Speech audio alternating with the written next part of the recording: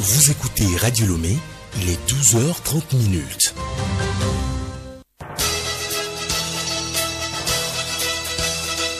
Le journal Odette Pira. Bonjour à tous et merci de vous informer. Au sommaire de cette édition, désormais ensemble pour le développement des localités. L'Université de Kara, les communes de Loti 2 et Koza devront piloter pour 5 mois le projet décentralisation et localisation des objectifs de développement durable. Ce partenariat également au profit des étudiants est financé par le PNUD. La journée mondiale des astéroïdes a été célébrée le 30 juin dernier, occasion de mieux connaître ces corps célestes et leur impact sur les humains. Qui sont ces corps et pourquoi une journée mondiale des astéroïdes? La réponse dans ce journal. Les églises actives dans la lutte contre le Covid-19. Une prière a été dite ce matin par le comité de la Journée nationale de reconnaissance à Dieu. C'était en direct sur Radio Lomé en synchronisation avec 25 autres radios.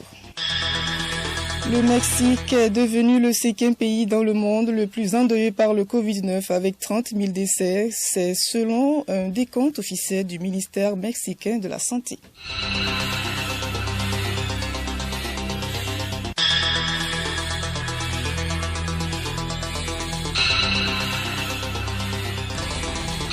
radiolomé.tg.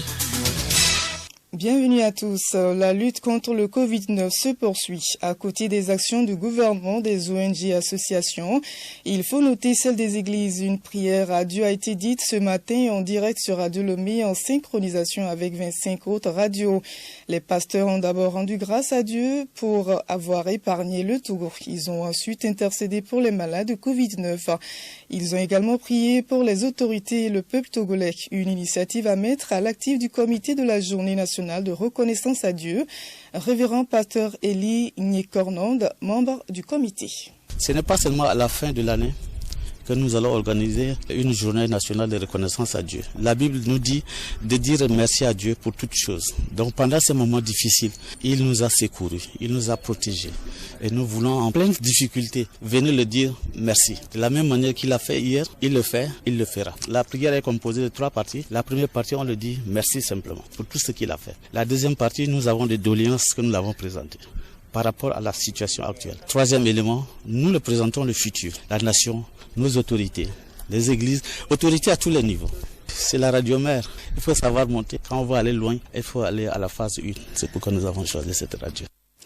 Il faut un corps sain dans un environnement sain, surtout en cette période de la crise sanitaire liée à la pandémie de Covid-19. C'est l'objectif de l'opération de salubrité publique initiée ce dimanche à Lomé par l'Association des jeunes actifs pour la protection de l'environnement. Kouanou Doudi Steve, vice-président de l'association. La pluie, quand ça va commencer par pleuvoir, les caniveaux sont déjà évacués, donc l'eau va un peu circuler pour que l'inondation ne pèse pas sur nous. Puisque nous sommes non loin de la lagune et au fait, quand il pleut, quand la lagune est débordée, ça vient dans nos quartiers. Or, si les caniveaux sont dégagés, l'eau peut ruisseler et faire le circuit. L'association entend mener des actions similaires sur toute l'étendue du territoire national en vue de mieux sensibiliser la population sur la protection de l'environnement. La journée mondiale des astéroïdes a été célébrée le 30 juin dernier, occasion de mieux connaître ces corps célestes et leur impact sur la planète Terre. Pour l'heure, plus de 40 000 astéroïdes sont autour de la Terre. Moins de 20% sont repérés. C'est quoi un astéroïde et pourquoi une journée mondiale consacrée à ces corps? Ado Kofi Ador, coordonnateur de l'Association des jeunes géologues et environnementalistes du Togo. Un astéroïde est un petit corps solide du système solaire de quelques centaines de kilomètres au maximum et le plus souvent orbitant entre la planète rouge, Mars, et la planète géante, Jupiter. Et une journée mondiale des astéroïdes pour 2 raisons principales. Pour commémorer chaque année, au niveau international, l'anniversaire de l'explosion de Tunguska en Sibérie, Fédération de Russie, survenu le 30 juin 1908, est connu comme le plus grand impact d'astéroïdes enregistré dans l'histoire récente de la Terre. Et aussi pour sensibiliser la population au risque d'impact de ces astéroïdes. C'est aussi une journée pour informer la population sur des mesures et des dispositions qui sont en train d'être prises pour protéger la Terre contre ces impacteurs extraterrestres.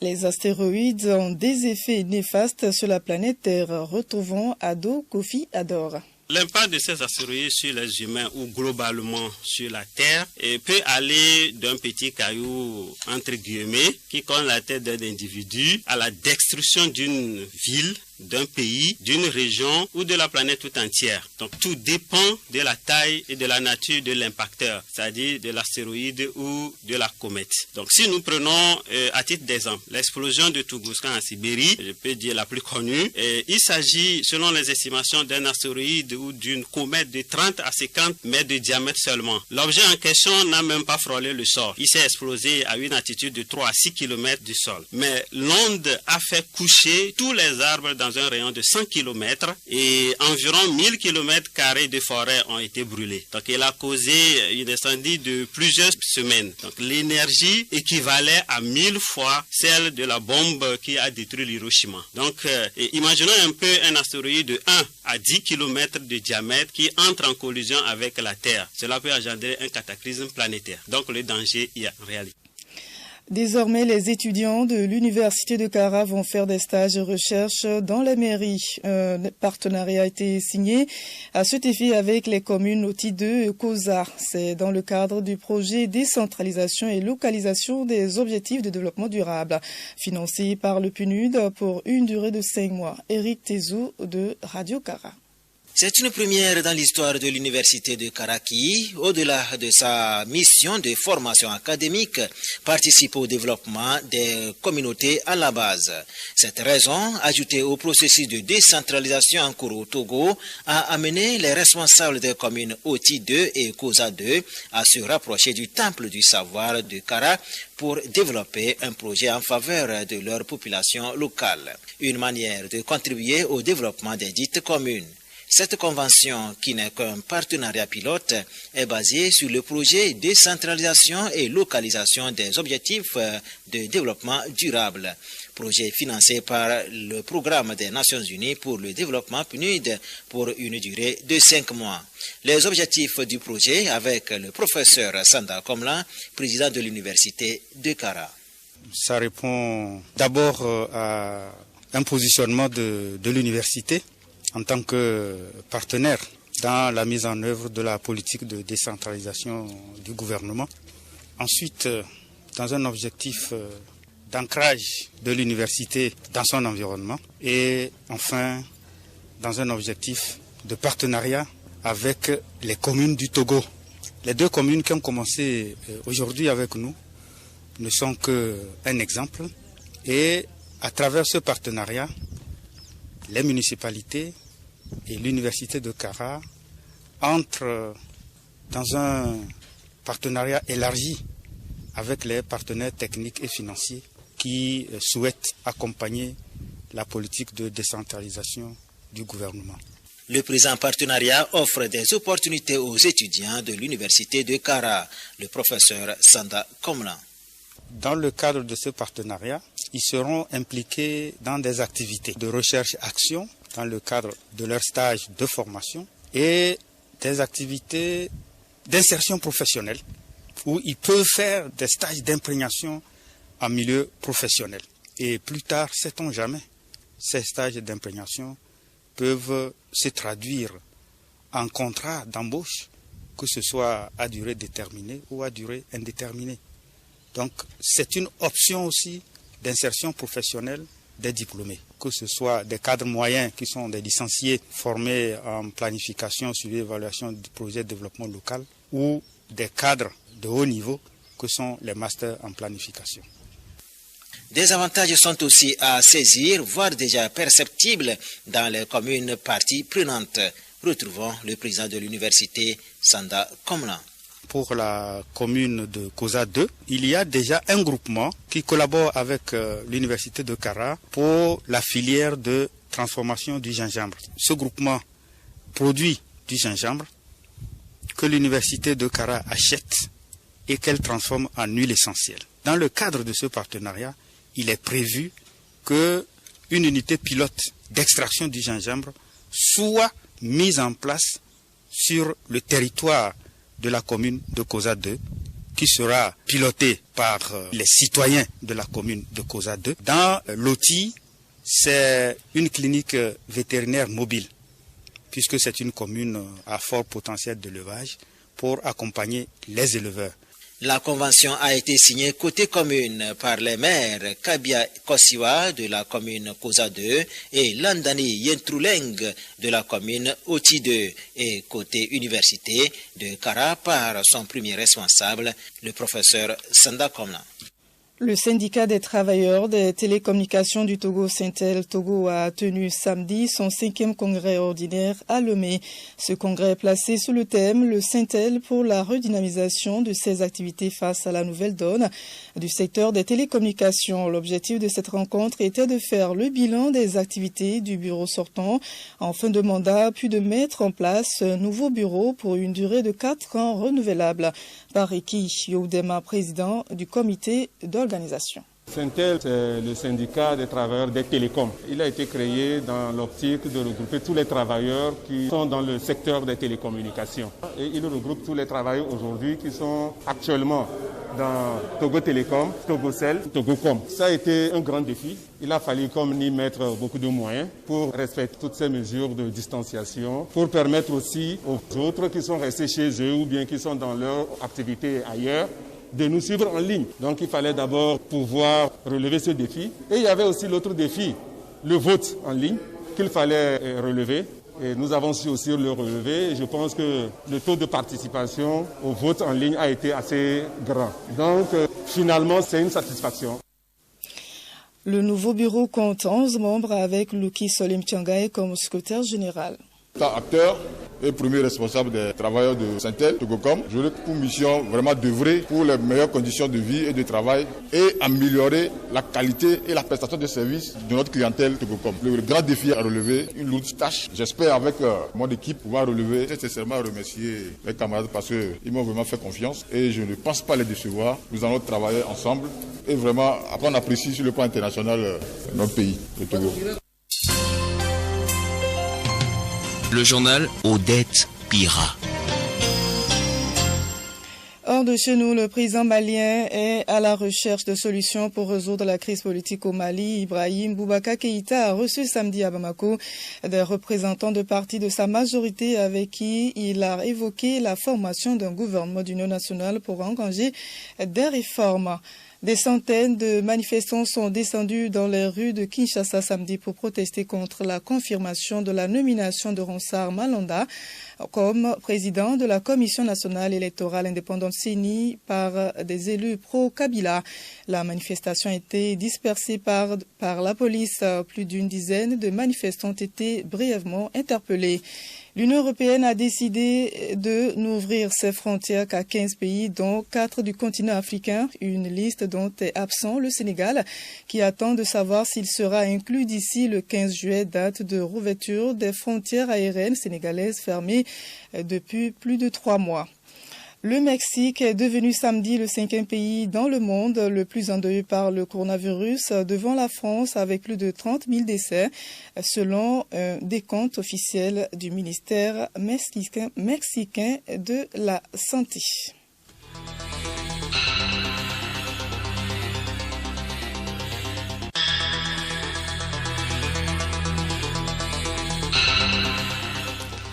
Voilà, cette édition se referme. Merci de l'avoir suivi. Le rappel des titres, désormais ensemble pour le développement des localités.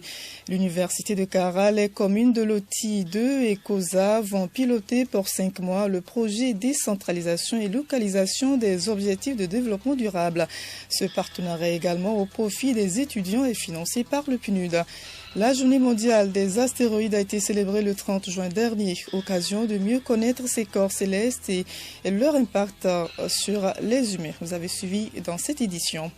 Les églises s'activent dans la lutte contre le Covid-19. Une prière a été dite ce matin par le comité de la Journée nationale de reconnaissance à Dieu. C'était en direct sur Radio Lomé en synchronisation avec 25 autres radios. Et puis le Mexique est devenu le 5e pays dans le monde le plus endeuillé par le Covid-19 avec 30 000 décès. C'est selon un décompte officiel du ministère mexicain de la Santé.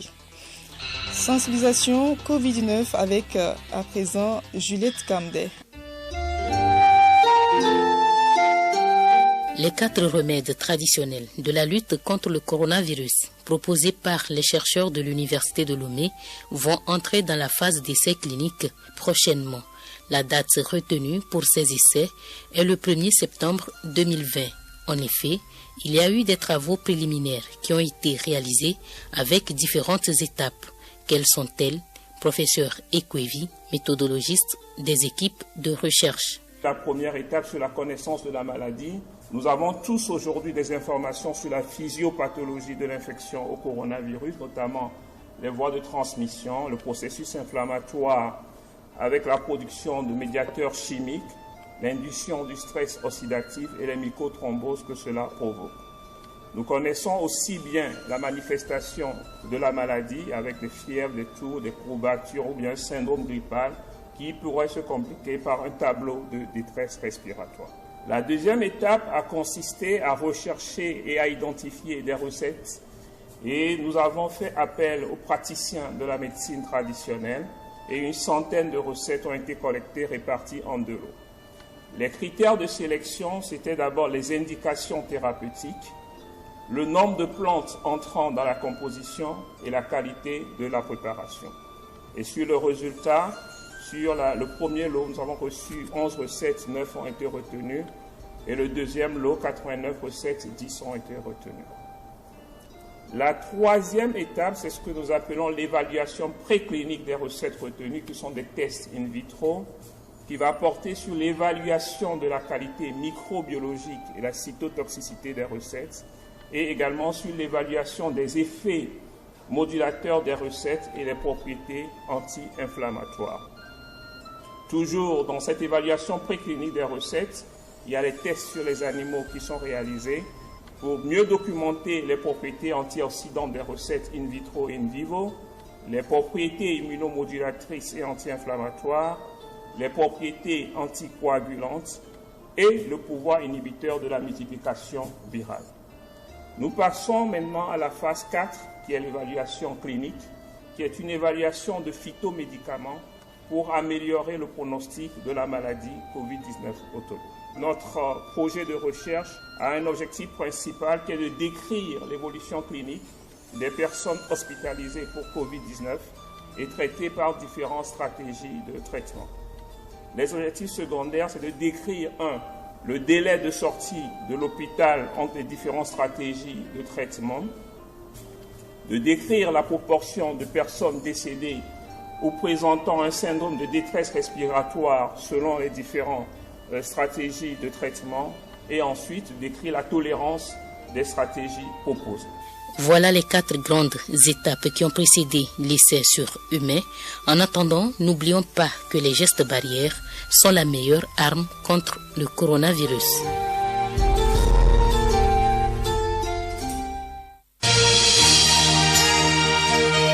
Radio Lomé, boîte postale 434, email radiolomé@radiolomé.tg. radiolomé.tg